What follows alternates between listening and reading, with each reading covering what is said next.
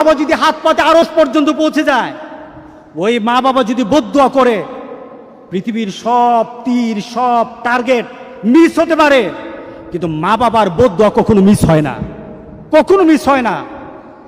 আর সন্তান মা বাবার জন্য যখন দোয়া করে, পৃথিবীর কোনো হুজুর, পৃথিবীর কোনো বুজুর্গ ব্যক্তির দোয়া কবুলের ব্যাপারে সন্দেহ থাকতে পারে, কিন্তু সন্তান যখন মা বাবার জন্য দোয়া করে, এই দোয়া আল্লাহ ফেলে দেয় না।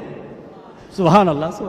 কারণ মা বাবার এই দোয়াটা শিখিয়ে দিয়েছেন স্বয়ং আল্লাহ সুবহানাহু ওয়া তাআলা, রব্বির হামহুমা কামা রব্বায়ানি সাগীরা।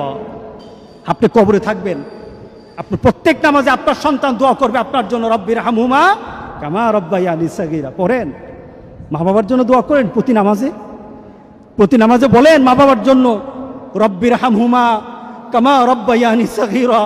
আপনি দোয়া করেন, দেখবেন আপনার দোয়ার কারণে আপনার সন্তান আপনার জন্য দোয়া করছে। আপনাকে আল্লাহ যেন এমন সুযোগ করে দেয়, এমন কুলাঙ্গার সন্তান যেন আমাদের সন্তানগুলো আল্লাহ না বানায়। সবাই বলেন আল্লাহুম্মা আমিন।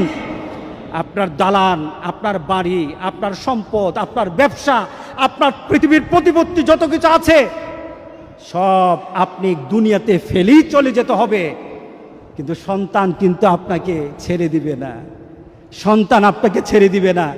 ভালো সন্তান রেখে যাবেন, কবরে শুয়ে শুয়ে আপনার সন্তানের দোয়া পাবেন।